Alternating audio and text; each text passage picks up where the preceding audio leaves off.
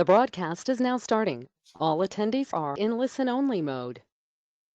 Good morning, everyone. My name's Helen Miller from Ohio EPA.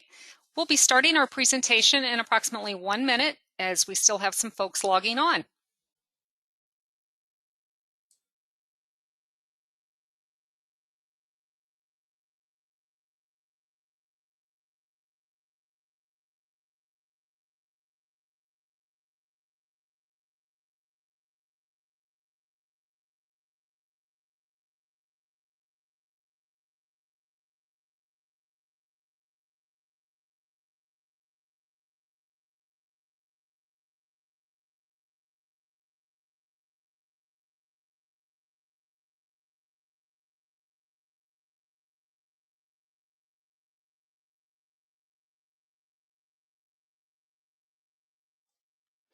Good morning, everyone, and welcome to our webinar, Ohio EPA's Environmental Regulations of Businesses in Your Community.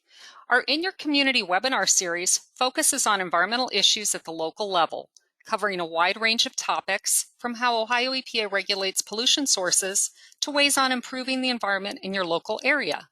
My name's Helen Miller with the Division of Environmental and Financial Assistance here at Ohio EPA, and I will be moderating this morning's presentation with Ohio EPA's Tamara Gerard. Before we get started, I'd like to go over a few items to help you participate and engage with our presenter. On this slide, you see an example screenshot of your attendee interface. You should see something that looks like this on your computer desktop on the right-hand side of your screen. For this presentation, you're listening in using your computer audio. If you're having sound issues or if the slides stop advancing, please try refreshing your browser. If that doesn't work, try logging off and logging back in.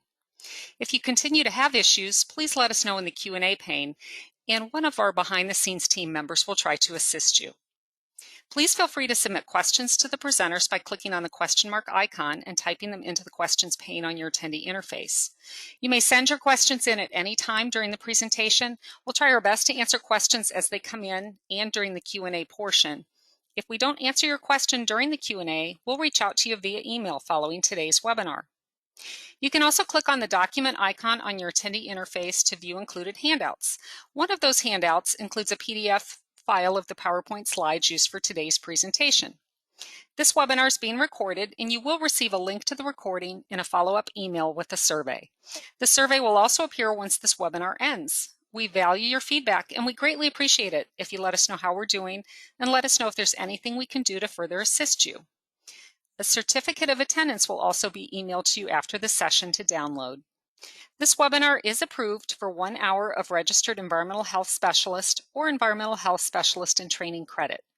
To receive credit for attending, please provide your REHS or EHSIT number in the post-webinar survey, so Ohio EPA can submit on your behalf to the Ohio Department of Health. If you're seeking other CEUs, see our related fact sheet included as a handout to this morning's session. With that, I'm going to turn the mic over to Tamara. Thank you, Helen. Good morning, everybody, and thank you for joining us this morning on Ohio EPA Regulations in Your Community.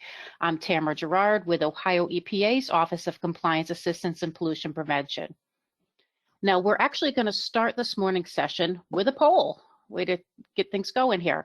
So as soon as Helen launches the poll, if you can just give us an idea of what organization you're representing, local government, business or industry, a consultant, a citizen, or other.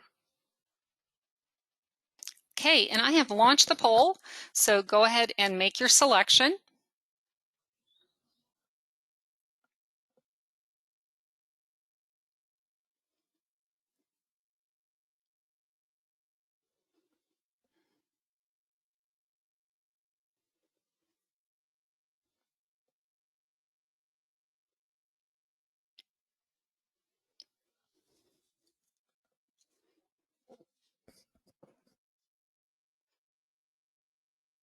And it looks like most people have made their selection. If you haven't, please wrap it up and make your selection.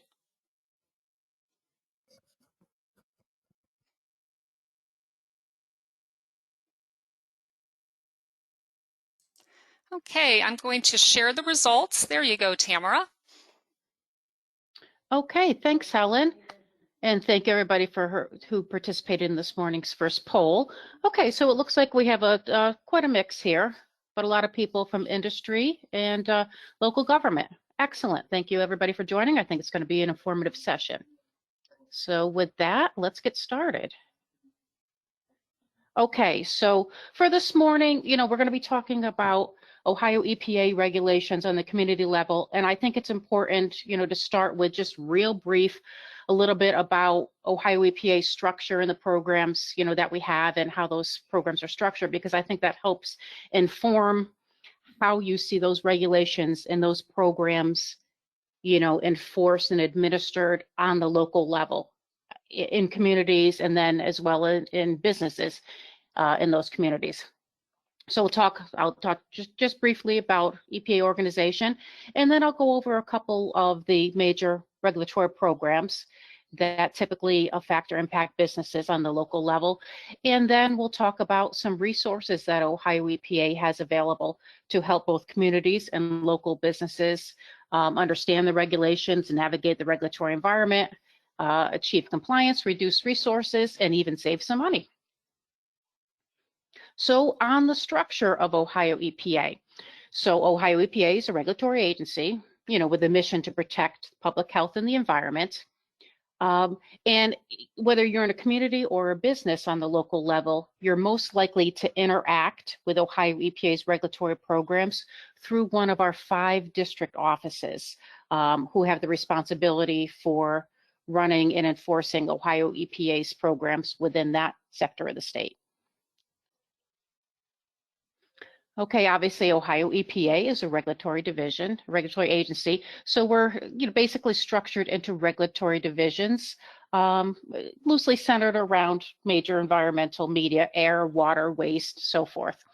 Now, each regulatory division is structured and functions a little bit differently, but there are some common requirements and some common functions that all the regulatory divisions share.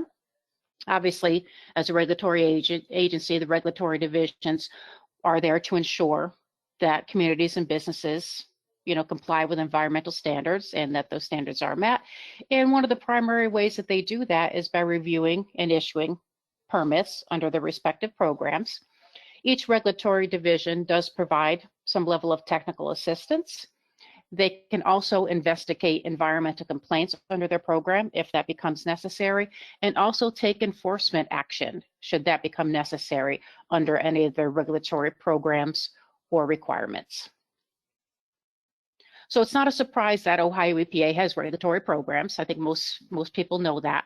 But what a lot of people do not know is that not everything at Ohio EPA is regulatory. In fact, we have a lot of non-regulatory divisions, programs, and offices that perform some important core functions. We have a group that provides environmental education programs to the community and local businesses. Some of our non-regulatory divisions oversee site cleanups and spills.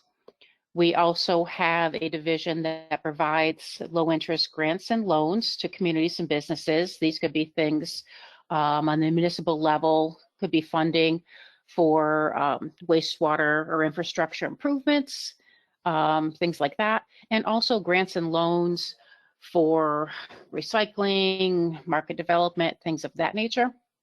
We have the group I'm in, the Office of Compliance Assistance and Pollution Prevention, who is here to provide, technical regulatory assistance to businesses and communities.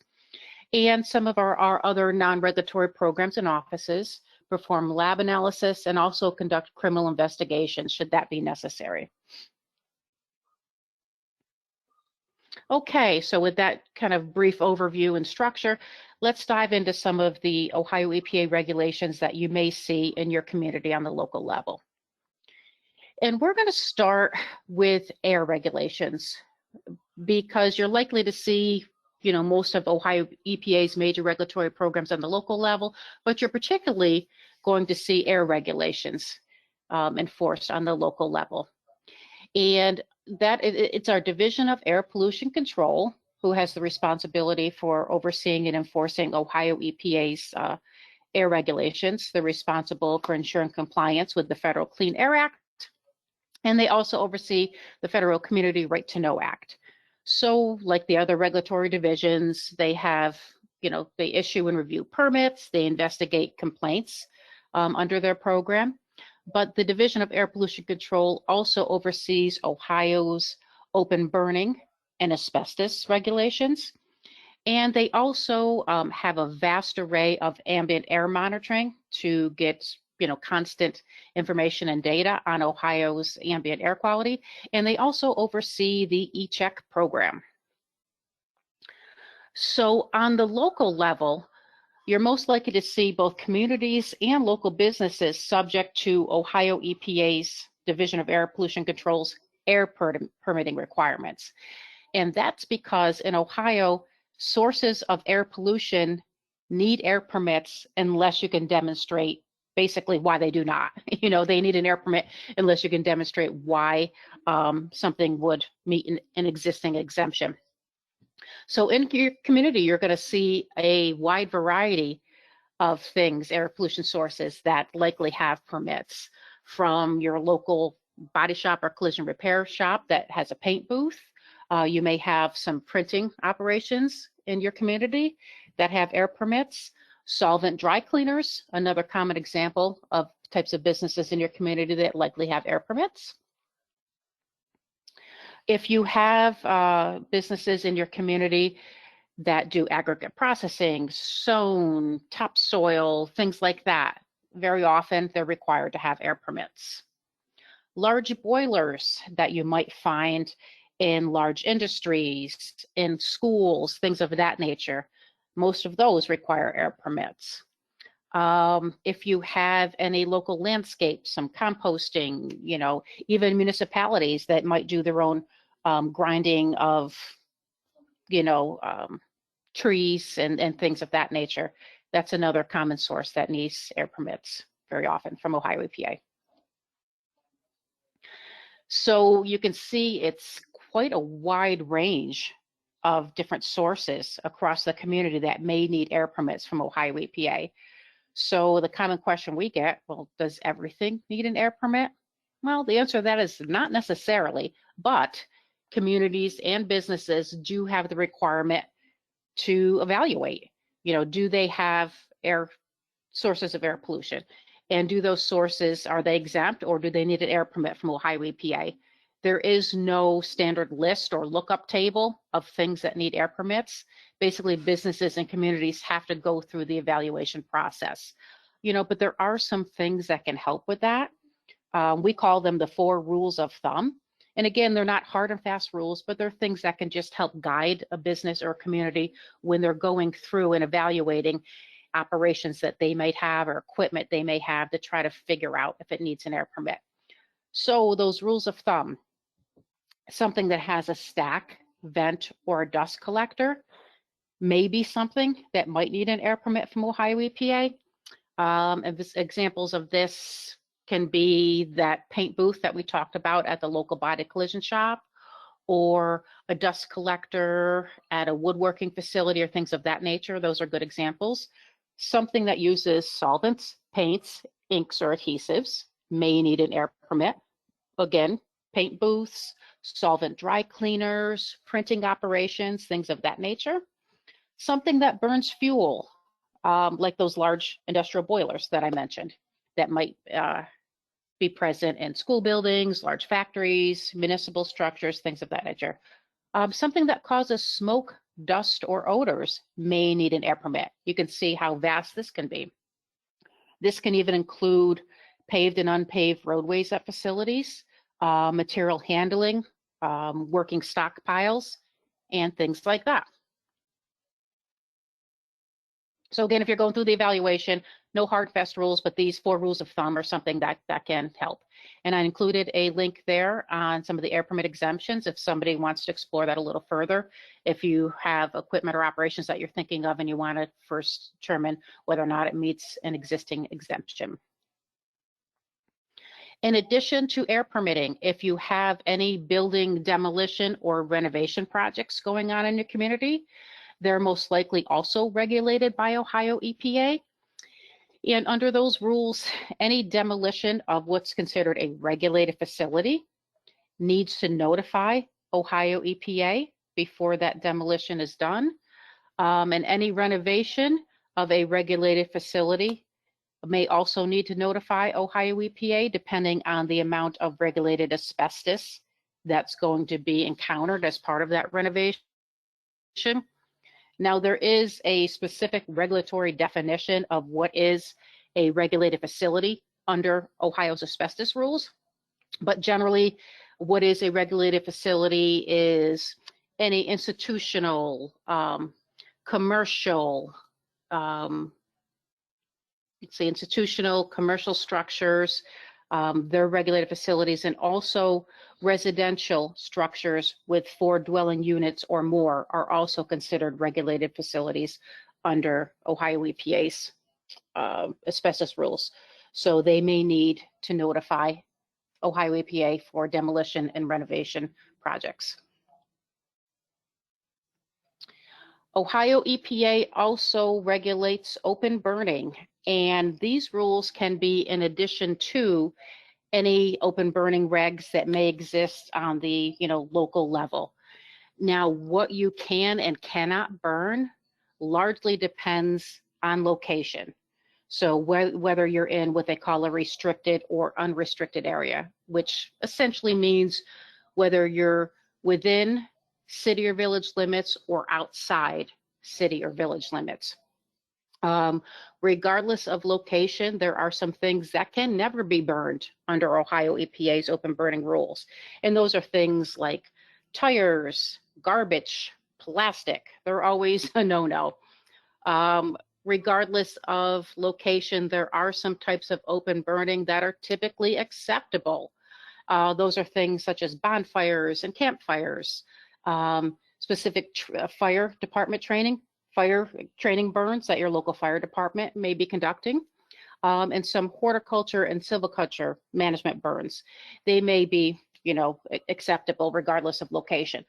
But those particular things, you have to need to make sure that, there's also specific criteria that have to be met, and notifications may still be required for those types of burning. So that was just a 1,000-foot level, real quick overview of some of Ohio EPA's air pollution requirements that you may see implemented on the local level in both communities and businesses within those communities. So again, we're here as a resource for that, but I also provided some additional links if you want to dive a little bit deeper and looking into some of those air pollution requirements on the local level. Okay, moving on to wastewater discharges, another regulatory area that you're likely to see on the local level. Our Division of Surface Water, one of our regulatory divisions, is responsible for ensuring compliance with the Clean Water Act. And like other regulatory divisions, again, they share those common functions of reviewing and issuing permits, investigating complaints as well. They also conduct water quality sampling, and they're there to protect and enhance, water qualities throughout the state.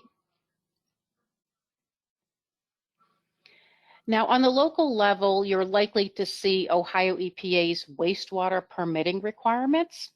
And that's because anybody that wants to discharge wastewater to what's considered waters of the state, which are streams, creeks, lakes, etc., anybody that wants to discharge wastewaters to waters of the state needs to do so under an NPDES permit from Ohio EPA.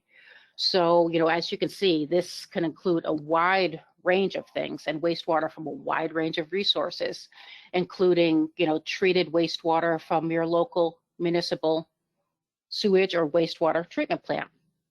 It could also include discharges of treated wastewater from smaller package plants that you might see at small businesses, local campgrounds, daycare centers, things of that nature. It can also be regulated wastewater from small businesses such as, dog grooming kennels, hair salons, nail salons, things of that nature. Even those businesses, if they're home-based, may also have, have regulated wastewater that may need permits. It can be industrial process wastewater from the process itself, or cleaning equipment and operations. That's also regulated wastewater that may need a permit. And even mobile power washing, a lot of people are surprised to find out, is very often regulated processed wastewater under Ohio EPA's NPDES permit program. Ohio EPA also regulates stormwater. So on the local level, you likely have many businesses and industries that may need Ohio EPA's industrial stormwater permit, particularly if they have material handling operations, certain storage outside, or what's considered exposed to rain, snow melt, etc. Construction projects in your community may also be subject to Ohio EPA's construction stormwater permit requirements if that project is going to disturb an acre or more of land, or even if it's a project where the disturbance is going to be less than an acre, but it's part of a larger project, which will disturb more than an acre.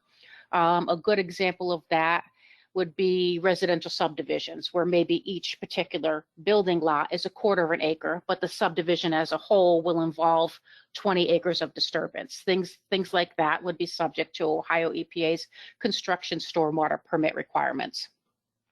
And also on the municipal level, if municipalities have a separate system for stormwater management, known as separate stormwater source systems, or MS4s, they're also subject to Ohio EPA stormwater permit requirements. Okay, if you have any projects in your community that involve any work or disturbance near streams, creeks, wetlands, any filling, things of that nature, they may be regulated under Ohio EPA's wetlands and 401 requirements. And the regulatory bodies there may be Ohio EPA, and even the U.S. Army Corps of Engineers may be involved. And these particular projects, the rules and the requirements are very specific to the quality of the water body, the nature of the work, etc. So if you have any of these type of projects in your community, it's always best just to contact your district division of surface water contact directly and discuss your particular project, and they can help you step through what the requirements are under wetlands and 401 permitting. Again, so just a quick overview of some of the major wastewater, stormwater, and wetlands requirements that you may see on the local level. And here's some links for additional resources and education. Okay, drinking water regulations. Another program that you will see on the local level. It is our Division of Drinking and Groundwaters that are responsible for ensuring compliance with the Safe Drinking Water Act. And you'll see this on the local level through regulation of more than 5,000 public drinking water systems. This division also takes a lead role in statewide groundwater and source water protection. And like our Division of Surface Water and our Division of Air, they also have functions sampling and groundwater quality monitoring. Okay, now on the local level, again, you're going to most likely see Ohio EPA's regulation of the more than 5,000 public water systems. And this occurs in a lot of different ways. You know, first, they're going to make sure that the operators of those public water systems are certified and meet certain requirements. And they're going to enforce those requirements on a variety of public water systems, which include your large municipal water systems, as well as smaller public drinking water systems that you might find in schools, mobile home parks, campgrounds, daycare, some small offices. They're also going to make sure that those public water systems have evaluated their capabilities and their assets and make sure that they have everything in place to ensure that they continue to provide a safe drinking water source. As I mentioned, they're going to conduct groundwater quality monitoring. Those systems are going to conduct monitoring as well and submit that information and data to Ohio EPA. And any modifications to a drinking water system or any new well installations have to go through an engineering and plan approval process with Ohio EPA. And finally, the Division of Drinking and Groundwater also is involved with several financial assistance programs, including programs that give money to certain public water systems for purchasing backup generators, as well as funding under the Drinking Water Assistance Fund. Which brings us to our second poll of this morning. So once Helen launches the poll, if you could let us know, a little quiz here on one of the first programs we started with, air pollution. Air pollution sources need an air permit unless they are exempt. True or false? Okay, I have launched the poll, so go ahead and make your selection.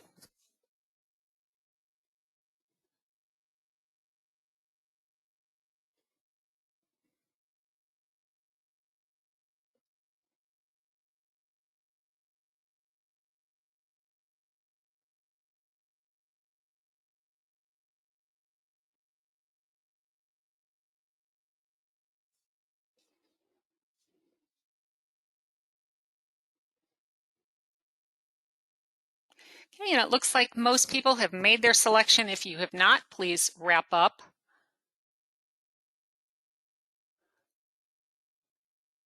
And I'm closing the poll, and there are your results, Tamara. Oh, excellent. Everybody's paying attention. That is correct. Every air pollution source needs a permit unless you can demonstrate why it is exempt. And remember, going through that evaluation, remember the 4 rules of thumb that we talked about. Excellent. Okay. Moving on to solid waste regulations. Again, another regulatory program that you will see on the local level. And that's because our Division of Materials and Waste Management oversees Ohio EPA solid waste program. And that program regulates a variety of facilities and operations, things like solid waste facilities, local landfills, transfer stations, things of that nature. If you have any facilities that process construction and demolition debris, commonly known as C&DD, or even C&DD disposal facilities, they're also regulated by Ohio EPA. Local hospitals, medical clinics, things of that nature that generate infectious waste are also subject to Division of Material and Waste Management regulations. And composting facilities are also subject to Ohio EPA's regulations. Now, on the local level, you're going to see these type of operations regulated by Ohio EPA under the respective programs, unless the facility is located in one of 66 counties where Ohio EPA has designated or approved that local health department. They've been approved to administer the solid waste program on behalf of Ohio EPA. So again, for a lot of the state, it's going to be Ohio EPA, but there might be some locations where you're also working with your local health department because they have approval from Ohio EPA to administer those particular solid waste programs. C&DD processing. So if you have any facilities in your community that are processing C&DD, you should be aware of some relatively newer requirements within this past year. The Division of Materials and Waste Management set forth some new requirements for facilities that process C&DD materials. And those are both for standalone facilities, which are facilities that process C&DD that are not located within a C&D landfill, as well as requirements for facilities that do process C&DD within a landfill, and those are known as co-located facilities. Again, the requirements were put into place over this past year. So if you're not familiar with them and this impacts you, either as a business or on the community level, I encourage you to go to those 2 links I provided. The group put together a nice webinar, and they have a very informative webpage that gives more information about those requirements for the C&DD processing facilities. Composting, again, most communities have composting facilities, and sometimes a lot of municipalities even operate some level of compost facility. So composting, unless it's exempt, and there is an existing exemption, primarily set for residential, but any composting where The compost and bulking operations, basically the whole operations, is less than 500 square feet. That is exempt, but for everybody else, they're subject to Ohio EPA's composting regulations. And the rules that you have to follow really depend on the material that's being composted. There's 4 classes of compost facility, and depending on the materials that are composted, and most of those classes have a requirement to register with Ohio EPA and also obtain a solid waste license from either Ohio EPA or the local health department, whatever is applicable.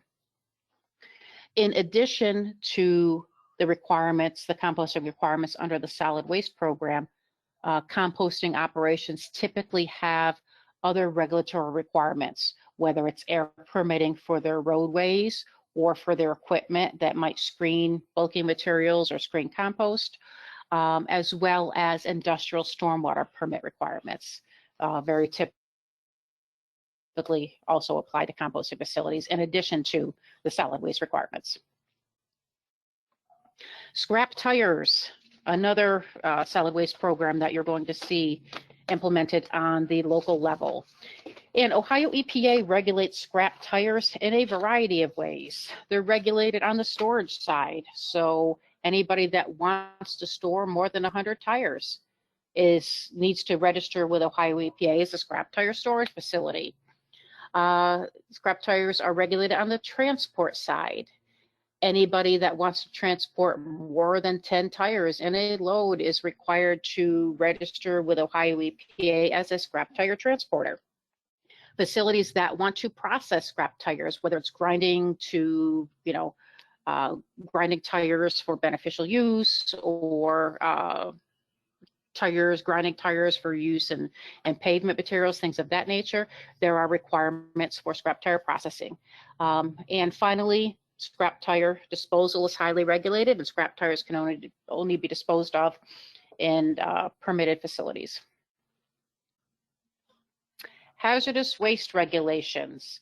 We started with air regulations, and I said air regulations have a vast reach on the community level.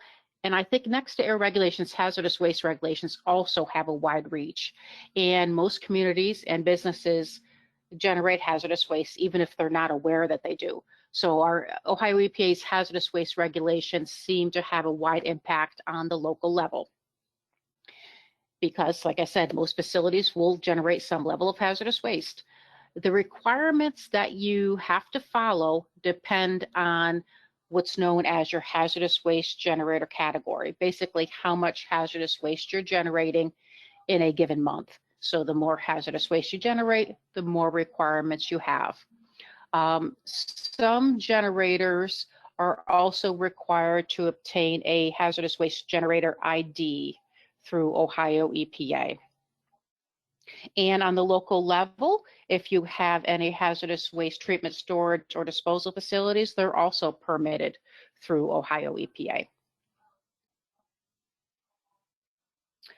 Remedial programs. If you have any abandoned or blighted properties in your community, which unfortunately many communities do, you may also see Ohio investigation and cleanup programs that work here on the local level. And there's several programs that cleanup programs that Ohio EPA has. One of the more popular being our voluntary action program, which is a way for volunteers, meaning those who are not responsible for contamination on a property. It's a way for volunteers to investigate and clean up a property under the oversight of Ohio EPA, and at the end of that process, receive a promise from Ohio EPA that no further cleanup action will be required at that site by following the voluntary action program requirements. Sites are also cleaned up, unfortunately, sometimes by Ohio EPA through the enforcement process.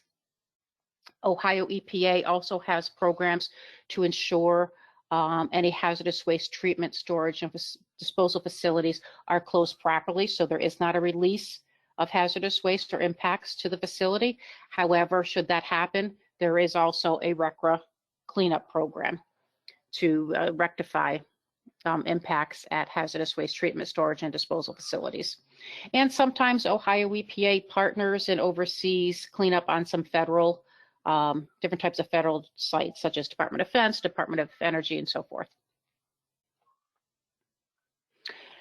Okay, there is some limited funding. People always ask about funding. Is funding available? Generally, Ohio EPA does not have funding for private investigations, environmental assessments, particularly if somebody wants to evaluate a property privately to determine, if it's a property they want to purchase.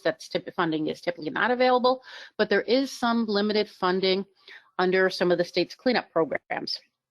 Under the voluntary action program that I talked about, there is some funding available to help with specific tasks going through that process, such as preliminary review of no further action letters or requirements and things of that nature. You can get funding for that. On the brownfield site, local governments may be able to take advantage of some funding opportunities to investigate and clean up potentially contaminated properties in their community. Again, this is through the Targeted Brownfield Assistance Program. That funding is for local governments, and in that case, the local government cannot be a responsible party. They cannot be the one who contaminated the property. Outside of those two cleanup programs and Ohio EPA funding, there's some other pockets of funding that may be available. Jobs Ohio does have some funding available for private companies and government groups. And again, those awards do consider job creation as part of that project. And that's external funding. So in that case, those projects do not have to go through one of Ohio EPA's cleanup programs, such as the Voluntary Action Program. It's separate from that. And if a local government wants to work with the landowner and clean up an abandoned gas station that might be located in their community, there may be some funding available through the Ohio Development Services Program, specifically for cleaning up abandoned gas stations. And that brings us to our last poll of the morning. Okay, which of the following is not regulated by Ohio EPA? So if you can let us know one of the things that Ohio EPA does not regulate as soon as Helen launches the poll.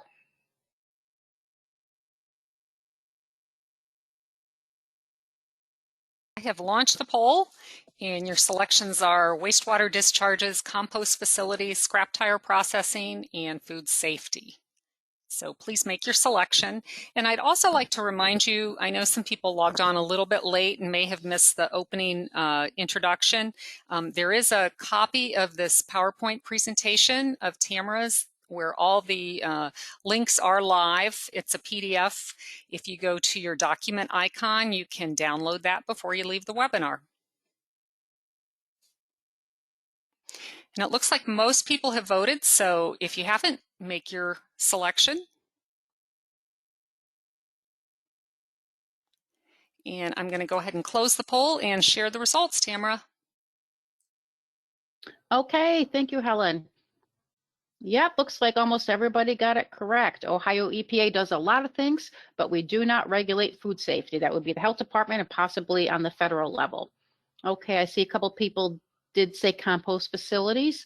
Ohio EPA solid waste requirements do cover compost facilities unless they meet that 500-foot exemption. So basically like residential composting or just very small composting facilities that are under that 500 square feet. Those are the only ones that are exempt. Everything else, any other composting operations would be regulated by Ohio EPA. So thank you everybody that participated in that poll. Okay, so I gave a 1,000-foot level of some of the major Ohio EPA regulatory programs that you're most likely to see impact, communities as well as businesses within those communities. And I know it was quick, and you can see that there's a lot of regulatory programs and a lot of moving parts. If you're a small business in a community, you may be subject to, and it sometimes can be very overwhelming to try to kind of navigate that and understand what applies to you on the local level. So, and that's really what my group is here for. We're here to help.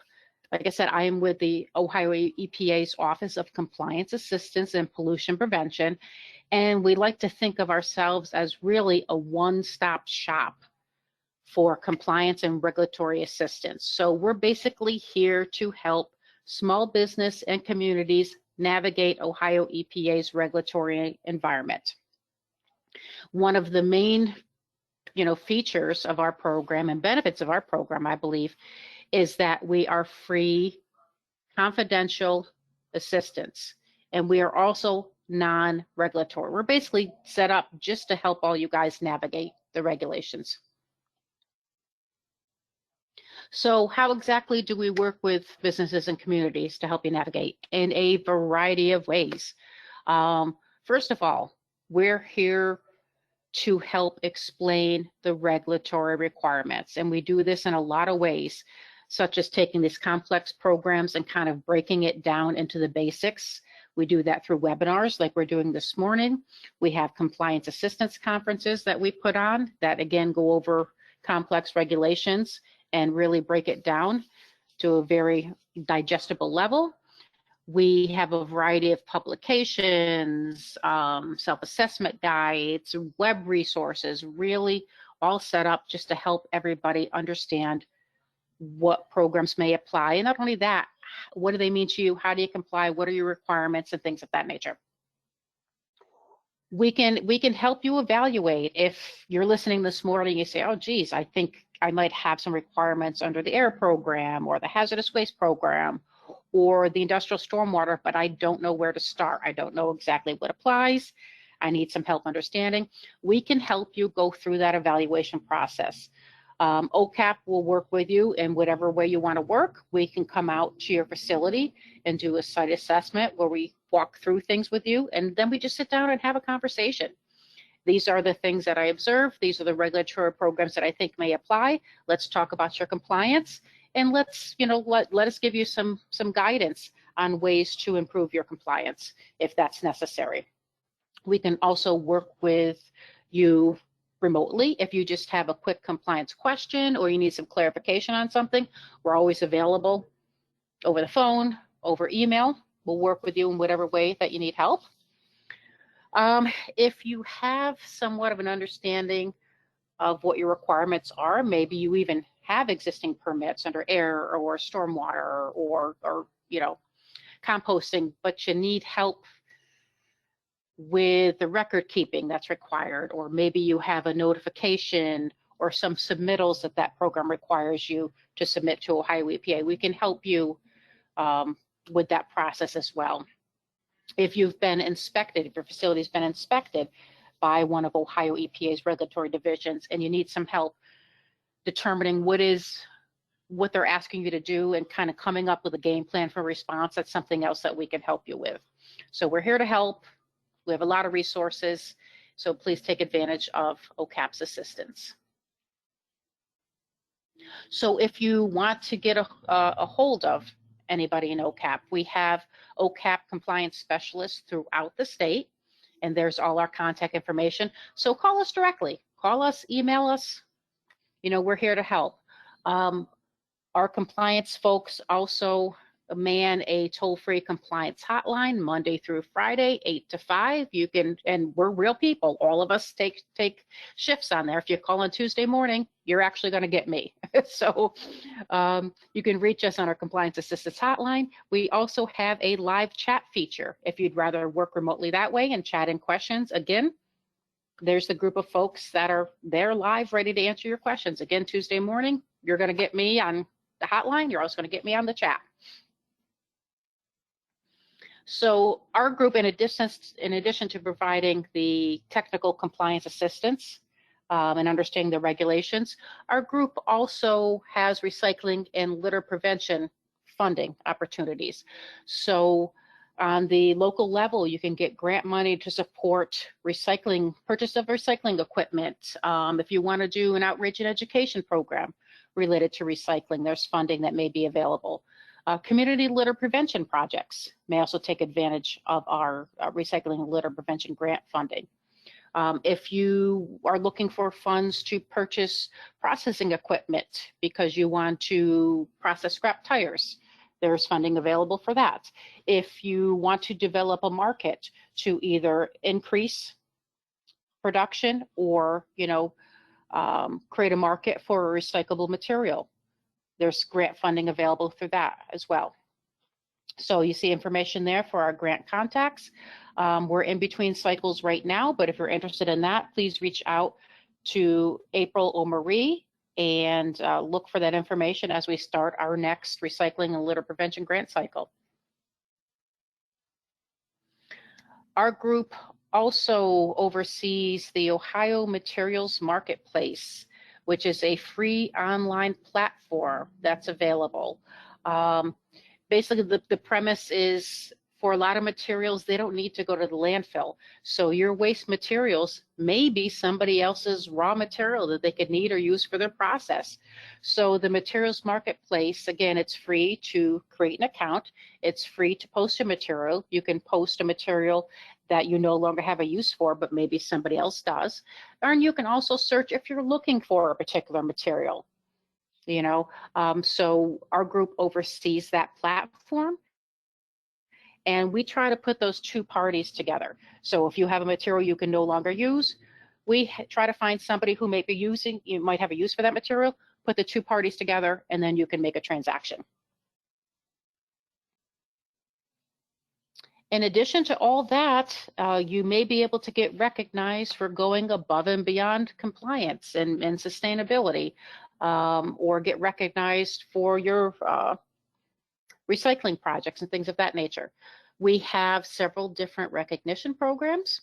We have our Encouraging Environmental Excellence program, or our E3 program, which is for businesses and other institutions to get recognized for their sustainability efforts and going above and beyond requirements. We have our Encouraging Environmental Excellence in Education, or E4 program, which is for the K through 12 education for sustainability efforts to be recognized there. And on the community level, we have our Encouraging Environmental Excellence for communities to get recognized for their sustainability efforts. Again, that is rolling applications. If you're interested in that, please contact April and to get more information on our recognition programs. So with that, that's a lot of information. I hope you guys found this time informative and learned something, and we'll take some questions. Okay, great. Well, thank you, Tamara, for that great presentation. Yeah. We have had some questions submitted during the presentation. Just as a reminder, you can still submit questions. If we don't get to your question, we will reach out to you via email later today following the webinar.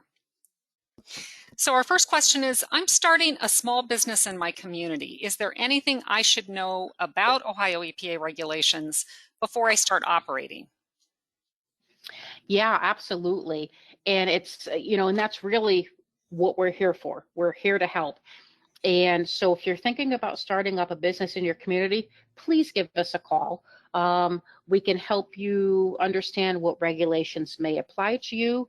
And, and also understand that if you are subject to some of Ohio EPA's permitting, that you need to allow some time to actually go through that permitting process. So the sooner you can give us a call, the better on that. We can help you determine what permits you might need and help you actually submit those applications and get those approvals before you start. In addition to contacting us, I just want to point out if we also just revamped what's known as our Permit Wizard. So on our website, you can see something called, on our main site, you can see Permit Wizard. And that's basically, it's another confidential resource that you can just step through a series of questions, and it'll give you a good overview of what requirements may apply. So that's another a good way to start too. Again, it's not the be all and end all, but it's a good tool that you can use to see what programs you may be subject to and specifically what permits may apply. So I encourage everybody who's interested to also to hop on our website and explore the Permit Wizard as well. Okay, we have quite a few communities on the webinar today, and they do get calls on environmental issues in their community. So who do you call if you see an environmental issue in the community? If you see something, an environmental issue in the community, it's best to call your Ohio EPA district office. Remember one of the first couple slides, there's 5 district offices spread throughout the state. So find your particular district office and give them a call. That's usually the best way is call the district office, share as much information as you can. You can remain anonymous or not, but the information really helps EPA determine what regulatory programs or divisions may be involved and specifically who needs to respond to that. You can also submit an environmental complaint online through our website if you'd rather do that. So again, on our main website, look for the Tyler button that says submit a complaint. And again, you could put in as much information as you can. If you have video or pictures, you can even upload them again. And then Ohio EPA will have the appropriate divisions or staff respond to that complaint. But remember, there's, like I said before, there's a lot of things that Ohio EPA does, but there are also some issues that are not under Ohio EPA's purview, and some things that you might have to handle on the local level, or even other regulatory agencies might handle. Okay, the next question is, my facility needs a permit from Ohio EPA. Is this something OCAP can help me with? Yeah, most likely, yes.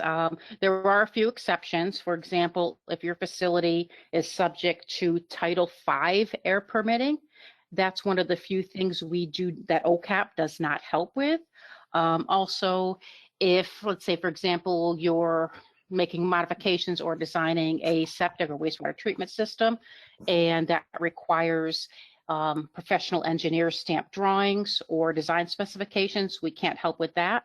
But pretty much for everything else, we're absolutely here as a resource to help, and not only help you understand what permits you may need, but actually sit down with you and help you complete and submit that regulatory paperwork and submit that permit application to Ohio EPA. If you're not sure if something applies, please reach out to us. Like I said, there are those few exceptions, but most everything else, OCAP can help with that regulatory paperwork and permit applications. Okay, and I see we've gotten quite a few very specific questions come in, and we will follow up with an email for those very specific questions. And this will be our last general question before we wrap up. Does every facility that generates hazardous waste need a hazardous waste generator ID? Not necessarily. Again, that goes back to what your hazardous waste generator category is. And what your category is depends on how much hazardous waste your facility is generating on a particular month, and also how much it is accumulated. There's 3 categories: very small conditionally exempt, hazardous waste generator, small quantity generator, and large quantity generator. If you are a small quantity generator or a large quantity generator, yes, you are required to obtain a hazardous waste ID through Ohio EPA. If you are the smallest category, that very small conditionally exempt, you are not required to obtain that hazardous waste generator ID. However, many very small quantity conditionally exempt generators choose to obtain it just to help with tracking, or sometimes the facilities that pick up their hazardous waste ask that they obtain an ID just to help with tracking purposes. So for the smallest category, it's optional, but many facilities still choose to get it. Small and large quantity, yes, you do have to obtain that ID. Okay, great. Well, thank you, Tamara, again for your great presentation, and I'd like to thank everyone for attending today's webinar. Once you leave, a survey window will pop up. We value your feedback, and we would greatly appreciate it if you let us know how we're doing and let us know if there's anything we can do to further assist you. A certificate of attendance will also be emailed to you to download after the session. As a reminder, CEUs are available for this session. To receive credit for REHS or EHSIT certification hours, please respond to the question about CEUs in the survey when prompted. And before we end for the day, please check out our upcoming sessions webinars. On July 25th, we have an infectious waste overview webinar. This webinar will provide an overview of the infectious waste program, what is infectious waste, requirements of each generator category, and common violations. And then on August 6th, we have our scrap tire regulations and infrastructure webinar. This webinar will provide an overview of Ohio's scrap tire regulations and infrastructure, registration requirements for transporters, scrap tire recovery facilities, and beneficial use rules. On August 22nd, we have our webinar for navigating Ohio EPA's e-Business Center. And this webinar will cover tips and tools for using the EDMR and stream services in the e-Biz Center. In addition to covering the basics for these services, we'll cover who can report and submit applications, ways to simplify data entry, and where and when to report non-compliance. We'll also briefly cover permitting structure and where to find additional resources and guides on Ohio EPA's website. Then we'd like to encourage you to save the date. September 19th through 21st, we'll be having a virtual sustainability conference. So watch for more information on that soon. And to register for upcoming webinars, please check out our new agency event calendar. The event calendar is on our main webpage. You can also go to the link on the slide. And it's also on our web page footer at the bottom of each web page. To receive notifications of upcoming webinars, go to our Ohio EPA Customer Support Center. You can create an account and go to the option Subscribe to Updates. Then you can select the All Trainings, Webinars, and Conferences option. And the link is on the slide. The Customer Support Center link is also at the bottom on the footer of each web page. If you miss past webinars, you can go to DEFA's webpage, the link on the slide. Once you're there, you can click on the word training on the left-hand menu column. Here you'll find recordings of trainings you may have missed. You can also go to our agency YouTube channel to view recorded webinars. We'll post a recording of this webinar on our YouTube channel. I usually post within a week of the webinar. We post a PDF copy of the PowerPoint slides along with the recording. The YouTube channel link can be found at the bottom of each web page on the footer, and the YouTube icon's next to the Twitter icon on the bottom right side. With that, we'll end today's webinar. Thank you again for joining us, and have a great day.